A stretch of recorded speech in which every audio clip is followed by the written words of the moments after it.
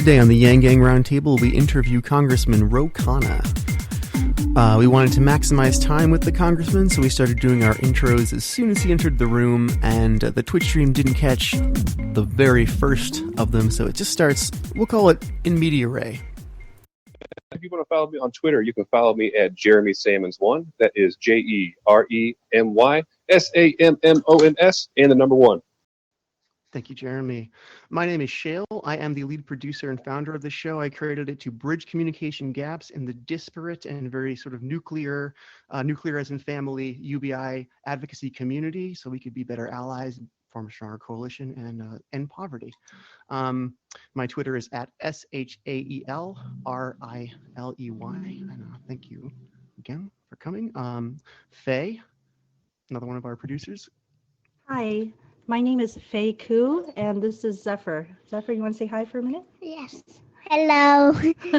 Zephyr and I have been Yang Gang for the past year, and Zephyr is one of his best little supporters and has his own puppet show on YouTube.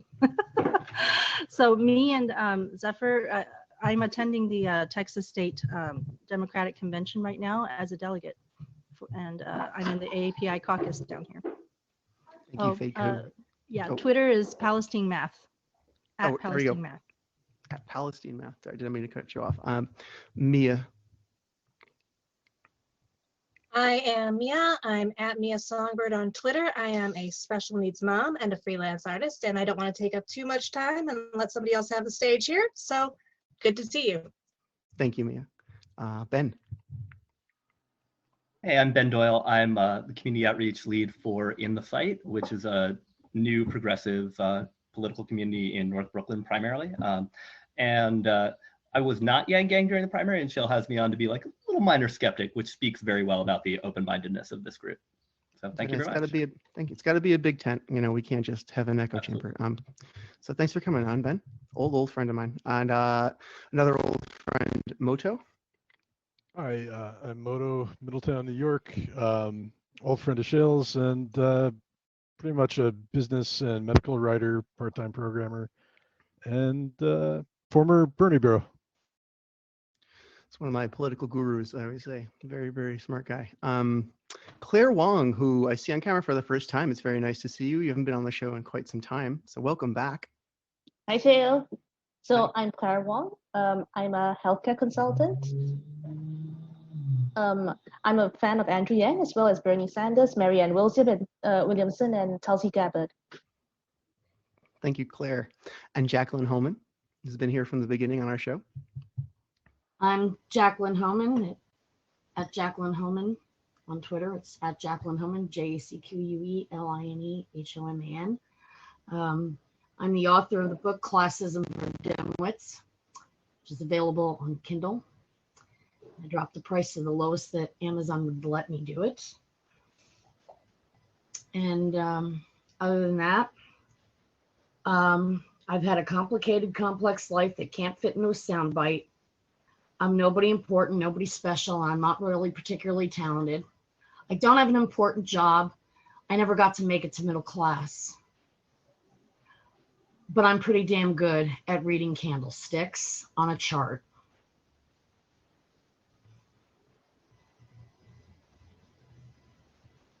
And I speak the truth. You're an important basic income advocate, and you're going to testify before Congress, which is something Angelo has set up. So Angelo, let's move on to you.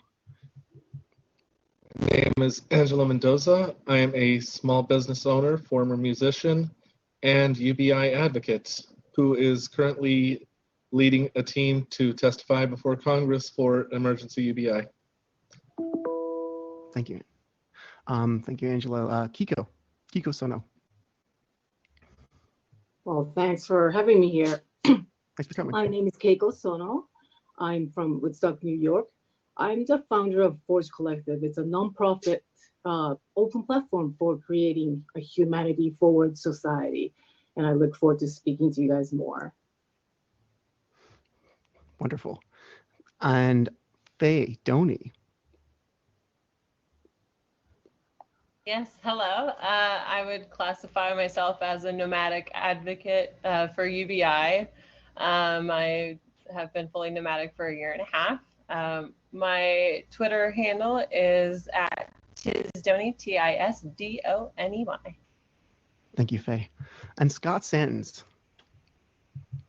Hello. Yeah, thanks for coming here today. And my name is Scott Santens. I think you're already familiar with me. And I've been a full-time basic income advocate since 2013. And I am now the senior policy advisor to Mike Royer, who's running for senator in Kentucky. And I'm also on the board of directors for the Gerald Huff Fund for Humanity, which is a nonprofit focused on UBI. Thank you so much for being here, Scott. You're someone I look up to, and I think a lot of other people in this room look up to as a UBI advocate. You do incredible work. Ariel? Hi, my name is Ariel Bakshende. I've been a YouTuber for about like 10 years. And I just talk about philosophy and politics and just how to create a society that is more fair and just. And I'm also a Toastmasters high achiever. You can find me on my Twitter handle. It's at Ariels_Armada. That's at ARIELS_ARMADA. And I am on YouTube. It's youtube.com/revolutionary. Thank you, Ariel. Hannah Wan.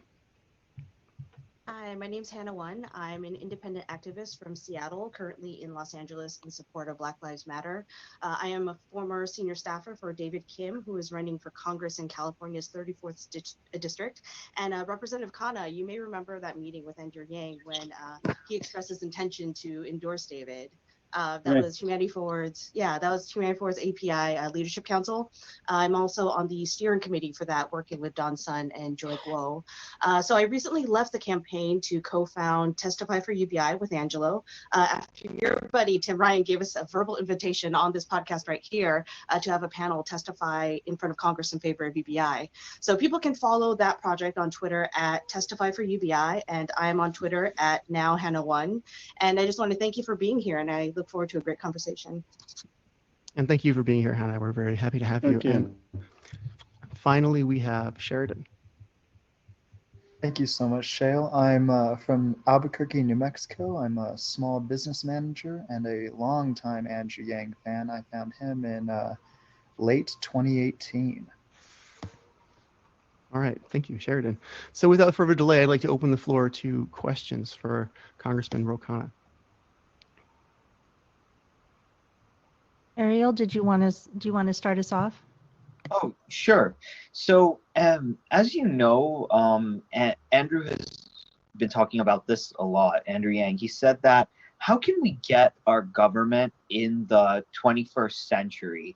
I live in Los Angeles, so I am, in the same state you are. But the thing is that why is our government so behind the curve when it comes to technology?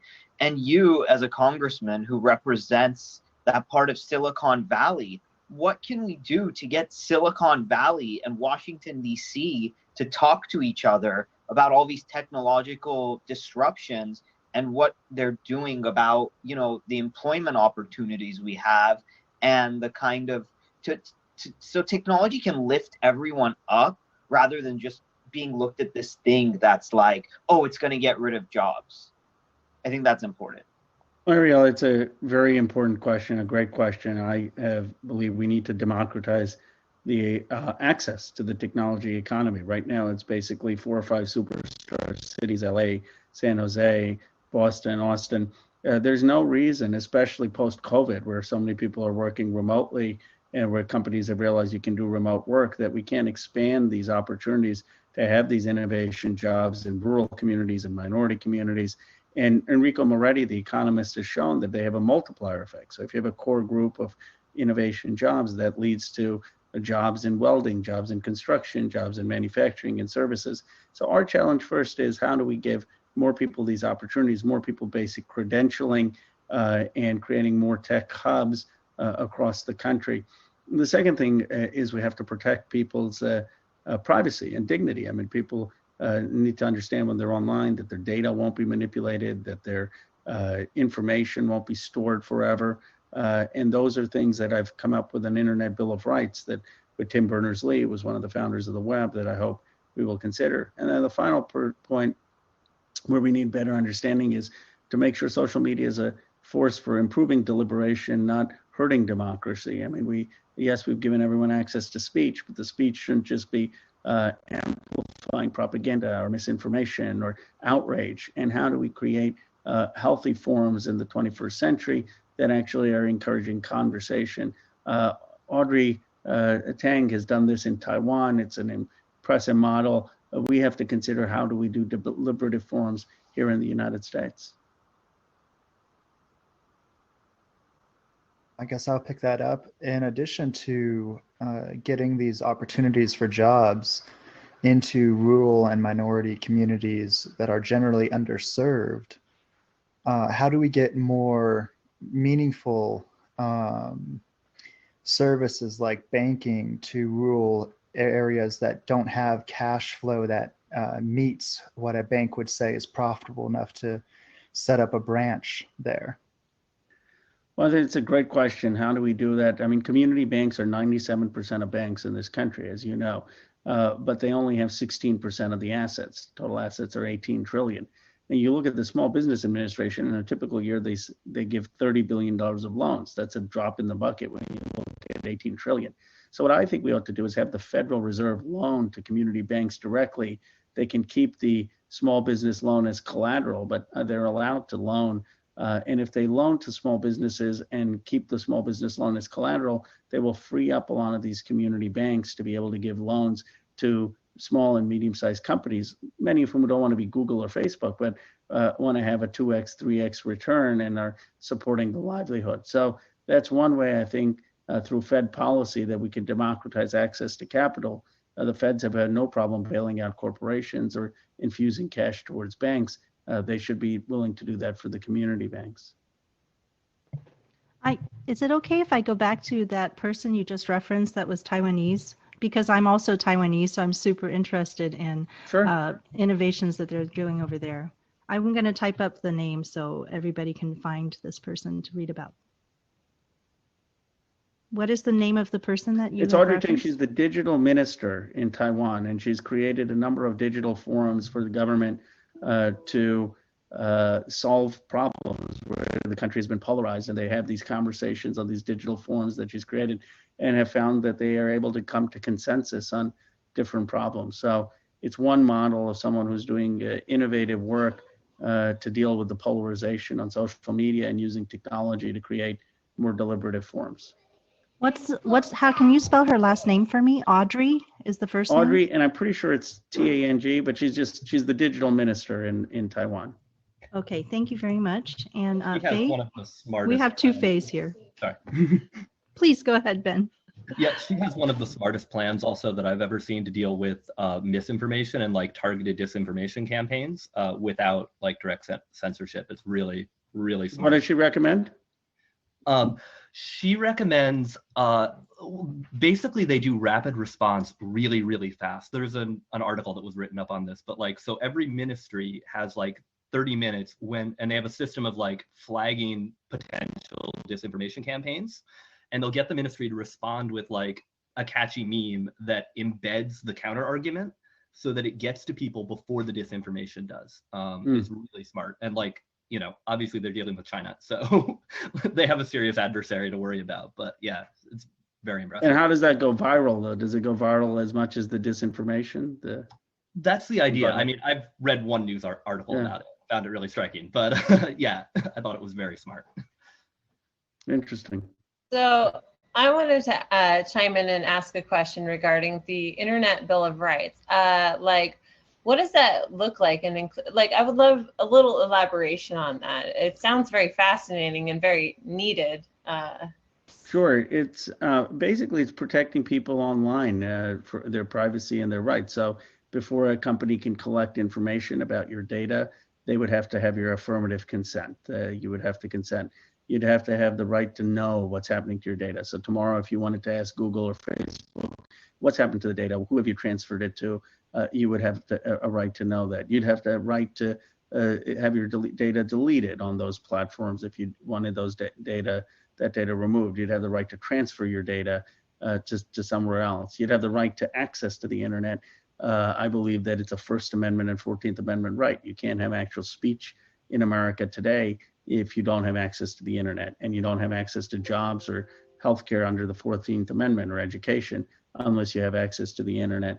It talks about net neutrality, so the internet shouldn't be able to, service providers shouldn't be able to block certain content, the need for competition online, and the need for non-discrimination. So there are 10 principles, but that's the thrust of it. Thank you. So it's essentially transparency and consent. Transparency and consent, yes. Cool.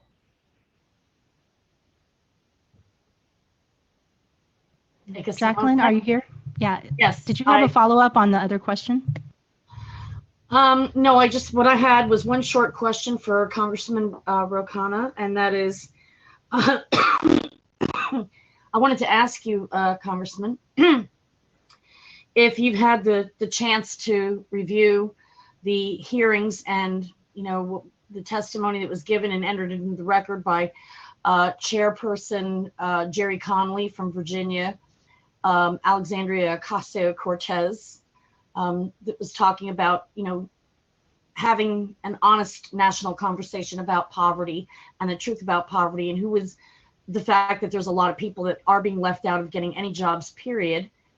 And the several testimonies were given, one by Kate Hutchinson from West Virginia. And I was wondering if you've had the chance to review any of that. And second part of this question is to remember to be inclusive of those who don't have jobs or who can't get jobs or who are disabled for also getting a UBI, because it's kind of important when you need money to be able to live. And it seems to me to be unconscionable that we don't condemn convicted axe murderers to starve to death or to die out on the street from homelessness and poverty. But we do that to people who just weren't lucky in life and, ended up trapped, sinking in further and further in poverty, no matter how hard they tried, against oftentimes incredible adversity and barriers to entry to jobs. And that's my question, and I hope I didn't confuse everybody. I appreciate, Faye, I appreciate so much your thoughtfulness. I was actually at the hearing where Ocasio-Cortez testified, and I'm on that committee with Gerald Connolly, and it's very powerful. And Reverend Barber also has testified to our committee. 40% of Americans are low income, low wealth. That means they're less than double the poverty line, and they can't afford a family supporting wage. They don't have a wage that supports them and their families to have basic health care, education. So there's several things we need. We need a massive increase in the minimum wage. We need a massive increase in the earned income tax credit. We need to create more high-paying jobs in communities, because that has a multiplier effect on supporting other good-paying jobs. We need to deal with segregation. For example, in Chicago, there are a lot of good tech jobs that have a multiplier effect on service jobs for neighborhoods where those tech jobs are, but they're not doing anything for Black neighborhoods that are deeply segregated. They have no multiplier effect. So there's segregation policy that has to do with the disparities. And then, as you put it, for the disabled community, we need, in my judgment, the SSI and the SSDI, Social Security Disability Insurance, is paltry. You can't live on $700 a month. The requirements that after $2,000 of savings, you can't save more, or that if you go work part-time, you lose those benefits are absurd. So I have a bill which we're working on to increase dramatically the Social Security disability benefits for those who can't work, so that they can have a wage that they can live on. What about UBI? What about UBI, Congressman? Well, right now we have a bill, Tim Ryan and I, that would give $2,000 to every American under 260,000. So I think that's now that's cost, if you cost it out, is almost $6 trillion over a year. So I think that kind of expenditure is possible when you have a pandemic. But once we don't have a pandemic, then we have to see what is the type of ways that we can still support people with income who need it, for training, for people who need to be in between jobs, for people who can't work. And what are policies like the earned income tax credit, the massive expansion of that can give people a raise? you know, when the first CARES Act, we just created money seemingly from thin air that doesn't really need to be paid back. It sort of gives the sense that money isn't real in the way that some people think about it. So I think we can create money for UBI in the same way, can't we? I don't understand why we can't. Well, we can. I do think that that's why I have the bill with Tim Ryan to have $2,000 a month. I think in a low interest rate, low inflation environment, you can. Now, obviously, I mean, I think at some point over the next 10 years, you probably will have inflationary pressure, which means that we have to be increasing the minimum wage and other. If costs are going to go up by, let's say, 70% over the next 10 years, which most economics say at some point it will, then you need to be increasing minimum wage. But most economists would say that there is no problem with printing money until you get to inflation. And right now we have a low inflation, low interest rate environment, which is why I think we should be supporting every American with $2,000. Absolutely. So I'd say, yeah, we shouldn't be fearing inflation. So let's move on. Who's next in the question queue here? I think Claire might have a follow-up on this. Yes. Yes, I'm interested in the, yes, you suggested that there could be quite a number of tech jobs that people could go into for an income. However, the retraining people for tech jobs is relatively ineffective. That only works for a small proportion of the population. And not everyone will have the necessary skills or ability to be trained in that area. And the tech industry, I happen to know because I'm actually a management consultant in the tech strategy department of my company. A lot of companies are planning to automate their workforce. And a lot of workers in the tech industry are concerned that they will lose their jobs. And even if you retrain a number of the population, there isn't going to be enough jobs for them. How would you resolve this? The very thoughtful points. James Henkman is the Nobel laureate economist, has said that very hard to retrain people once they're in their 40s or 50s on new skills, but it's a high rate of return if you train people when they're younger. And so we can create a lot of credentialing for tech support, for tech design, for robotics process automation. And there have been successful pilot programs. PeopleSource is doing it in Clarksville, Mississippi, Accenture in Jefferson, Iowa, Beckley, West Virginia is doing it. There are almost 211,000 of these tech jobs that I think could be done in the United States that were offshored. And so there are a lot of skills, and that doesn't mean they have to work at Apple or Google. They could work for a Fortune 500 company. And there are a lot of skills, I think, that may not even require a 2-year or 4-year degree, but would require basic credentialing. But I agree that it's not like we're going to make coal miners programmers. I think that's an absurd thought. But their kids could go into some of these jobs. And then Enrico Moretti, the economist, has shown that a tech job, innovation job, has a 4 times multiplier. So for every one job, you have masseuses and restaurants and construction workers. And so the idea is that we need to create more high-paying innovation jobs in communities to have a beneficial effect more on the community. But of course, it takes more. It's going to take infrastructure investment. It's going to take investment in many other types of areas to create jobs. You can't just rely on innovation. And then I reject the idea of automation causing jobs. I mean, Paul Krugman, the Nobel laureate, has a great essay on it, which is that our productivity rates haven't gone up enough to show that. I mean, if we were having automation taking out work, you would have much higher productivity rates in the United States. And so far, we haven't seen that.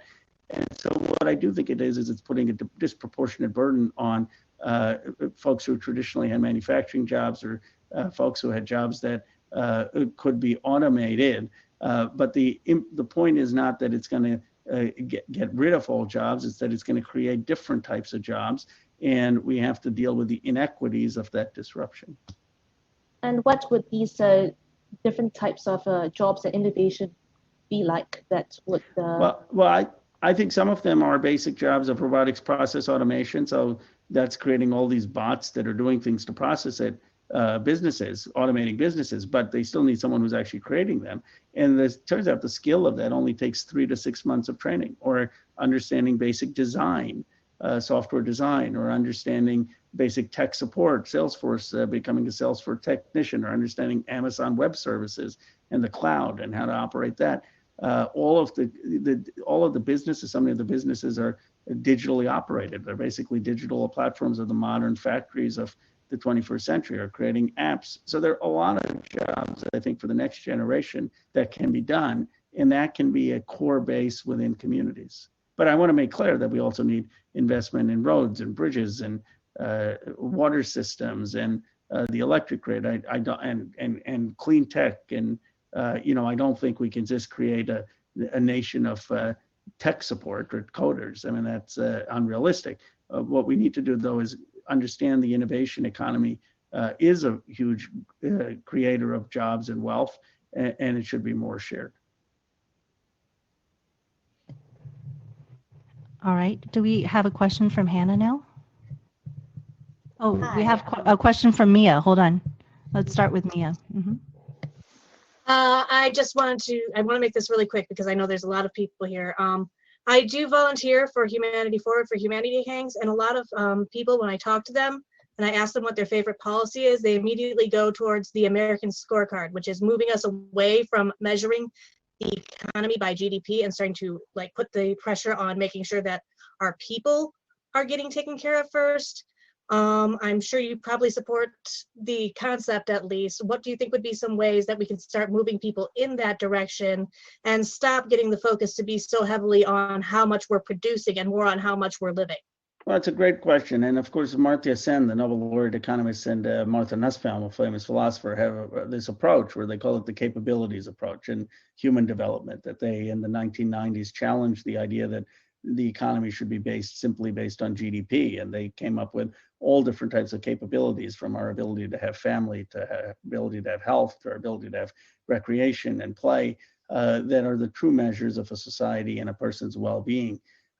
There's a great book by Gene Sperling, who was a former economic advisor in Obama and Clinton, called Dignity, where he tries to articulate what that approach would look like in the United States, how we shouldn't just be obsessing over the GDP, but really should be figuring out what gives people the potential to have meaningful lives, to have pursue happiness. So I think we have to have that kind of conversation. The philosophers like Amartya Sen and Nussbaum have done a lot of the heavy lifting, and now it's for policymakers to look at their ideas, which the UNDP has already done, and implement some of those alternative metrics in our economic system. Did that answer your question, Mia? That's close. Awesome. I get it. Okay, we're going to go to Hannah. Hi, Representative Khanna. So David Kim actually wanted to be here today to talk with you, but he actually had to go back to work part-time because campaigning is expensive and it's difficult to run if you don't already have money, right? So this really highlights the issue of who is able to run for office. So the district that he's running to represent is the 10th poorest in the nation, where some neighborhoods have a median income as low as $12,000 a year. So what kind of policy proposals and reforms do you think can help people from that district run for office to be able to advocate for themselves and the communities? Well, I think one is the campaign finance. I mean, Andrew Yang showed, Bernie Sanders showed that you can raise money online, but that's very hard to do when you're not a celebrity, when you're not running for president. So what my bill does is it makes every voter a donor. It says give everyone democracy dollars, $50. And Andrew actually supported this idea and championed it. And so that we can democratize who runs for office. So you now don't have to rely on millionaires and billionaires. You can rely on people in a community to give you $50, up to $50. And I think that would be the biggest thing we can do to open up the access to who can run for office. Okay, I actually had a follow-up question on that because David is running against an incumbent who has raised almost $1 million already from like oil companies and big pharma, and most specifically corporate PACs.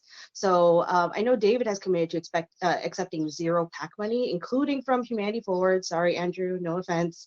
And I know he looks forward to working with you on the No PAC Money caucus that you're starting once you get selected. And he actually wants to put together a town hall to educate people on PACs, super PACs, campaign finance reform, and other ways to restore democracy. And he's currently inviting other local California candidates to speak on this topic. So he has asked me to ask you if you would be interested in participating in that town hall. I'm happy to, as long as my schedule permits. Yeah. No, absolutely. Okay, I will put you in touch. Thank you so much. Awesome. Thank you, Hannah. So who's next here? Our next is our special guest, Scott Scott Scantons, Scantons. who's a major celebrity among the Yang Gang. Hello. Thank you. So, first of all, I just wanted to go back to Jacqueline's question that you responded to, because really she was asking about the people who are falling through the existing safety net as it is currently structured.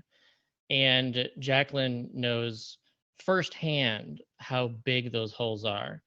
And you responded with the typical programs of minimum wage, EITC, and amplifying or increasing the disability programs. So I just want to emphasize too that right now, and I'm hopefully you're aware of this, but 13 million people in poverty right now receive $0 from the federal government. And if you have a disability, about 4 out of 5 people with a disability right now in this country get nothing. They don't qualify for disability. And disability, the program itself qualifying for it, people can wait 2 years, and 1 million people right now are waiting 2 years to actually qualify as being sufficiently disabled in order to receive assistance. The EITC program only reaches 3 out of 4 people who will qualify for that program. Minimum wage, of course, does not help people who have disabilities who are unable to work in the system. And EITC would also ignore them because EITC has a ramp up so that it gives nothing to those not earning enough.